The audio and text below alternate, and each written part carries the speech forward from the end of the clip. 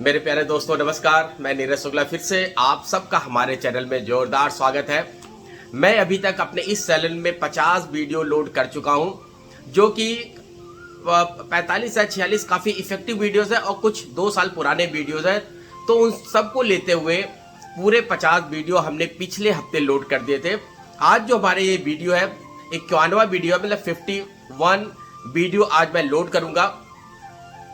दोस्तों आज मैं आपको रामचरितमानस किष्किंधा कांड से हट के एक बहुत ही सामान्य टॉपिक की तरफ आपका ध्यान आकर्षित करना चाहता हूं, क्योंकि ये एक ऐसा सब्जेक्ट है, एक ऐसा टॉपिक है जो कि आपके, हमारे और हम सबके जीवन में बहुत ही बड़ा रोल प्ले करता है, बहुत बड़ा एक भूमिका निभाता है।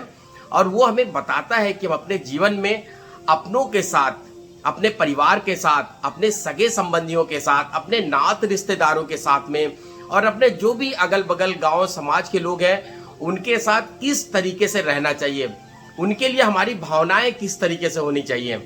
तो आज मैं आपको इसी टॉपिक की तरफ ले चलता हूं।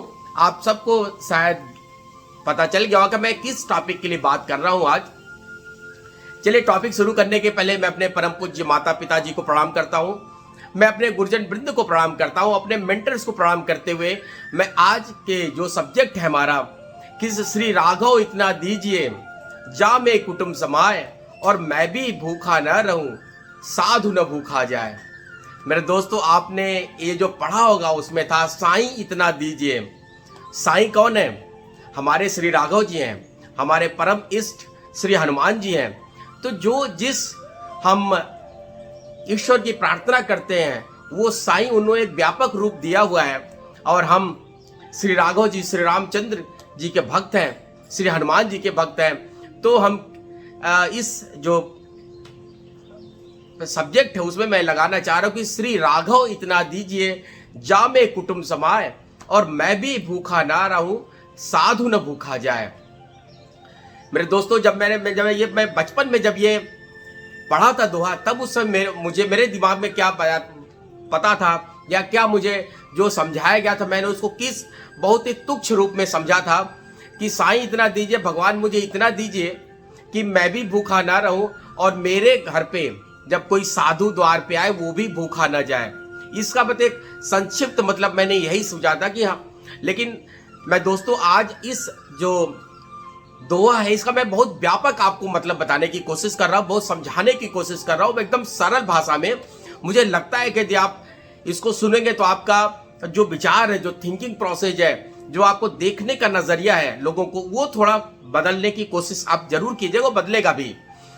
देखिए हमने भगवान से क्या अनुरोध किया है कि श्री परम पिता हमें इतना दीजिए कि मैं भी भूखा ना रहूं। तो भगवान क्या कहता है कि पुत्र तू तो भूखा नहीं रहेगा और साधु ना भूखा जाए और वसुधैव मतलब कुटुंब समाए। मुझे इतना दीजिए कि हमारे कुटुंब में समा जाए।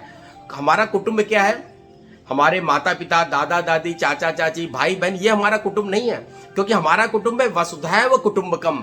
पूरी विश्व, पूरी पृथ्वी पे जितने भी देश हैं, जितने भी लोग हैं, ब्रह्मांड ही हमारा कुटुंब है, हमारा परिवार पूरा ब्रह्मांड है। मैं भी भूखा ना रहूं, क्योंकि आप यदि भूखे नहीं रहोगे तो साधु न भूखा जाए। अब साधु कौन है आपके यहां? आपको छोड़ के, क्योंकि हम परम पिता परमेश्वर के लिए हम साधु हैं, और आपको छोड़ के आपके घर में जितने भी लोग हैं, आपके माता पिता, आपके चाचा चाची, दादा दादी, भाई बहन, पत्नी, पुत्र पुत्री, आपके अगल बगल में जो आपके अड़ोसी पड़ोसी हैं, नात रिश्तेदार हैं, आपके गांव के लोग, सारे साधु हैं। ऐसा नहीं कि जो आपके घर के सामने साधु आ गया वही आपके मांगने के लिए वही साधु है। साधु सारे समाज में जितने भी लोग हैं सारे साधु हैं। आपको छोड़ के, आप तो परमात्मा के निगाह में साधु बने हुए हैं, उन्होंने आपको साधु में बना के भेजा है, क्योंकि उनका ही काम है कि आपके लिए भरण पोषण करना, खाना पीना का उपलब्ध कराना, सब वही परमपिता परमेश्वर का काम है। जब वो आपको सक्षम बना रहे हैं तब उन्हीं का मतलब है कि आप तो भूखे नहीं रहोगे, लेकिन आपके घर के अगल बगल लोग, कुटुंब, यदि आप आगे बढ़ने लगते हो तो आपके लिए जो परिवार है संकुचित परिवार नहीं रह जाता, आपके लिए परिवार बढ़ता रहता है।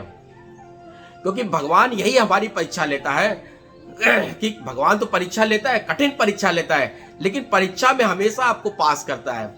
कभी भी ये मत सोचिएगा कि भगवान बहुत कठिन परीक्षा मैं क्या करूंगा। बस भगवान के सामने आपको जाके बोलना है कि प्रभु जो आपने दिया है सब आपका है, और आपको ही इसी में जो आपने दिया है पूरे हमारे परिवार को, कुटुंब को चलाते रहना है। भगवान यदि आपकी परीक्षा लेगा तो आपको पास जरूर करेगा। तो ये जो आज का हमारा जो ये दुआ है, इसमें आप अपने आप को फिट करने की कोशिश कीजिए। देखिए आप उस जगह पे कहां पे फिट हो पाते हैं, क्योंकि मैं जरूर ये सब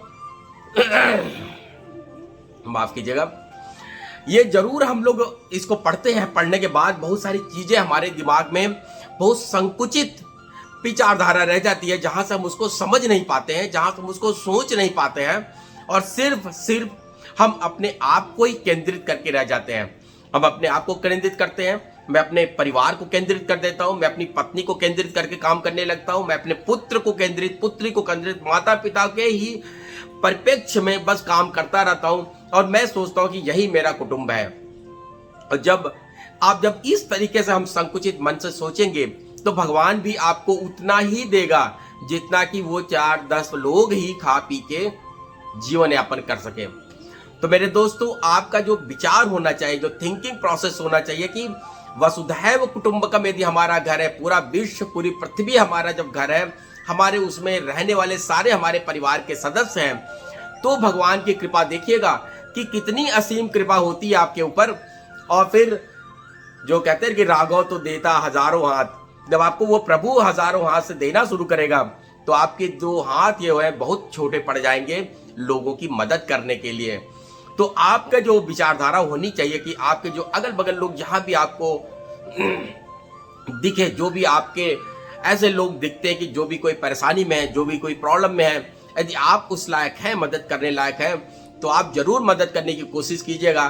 क्योंकि इस मदद में, सहायता की रेस में जो भागता है वो हमेशा विजयी होता है।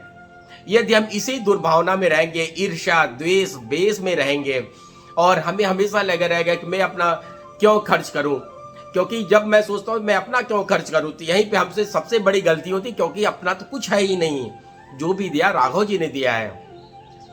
तो ये जब मानसिकता से हम दूर रहेंगे, जब ये मानसिकता हमारे अंदर से निकलनी शुरू हो जाएगी, तब आप देखिएगा आपके मन में एक उस सागर जैसा शांति मिलेगी, इतना आपको प्रेम मिलेगा, अपने खुद ही अपने आप को, अंतरात्मा ही आपको प्रेम करने लगेगी।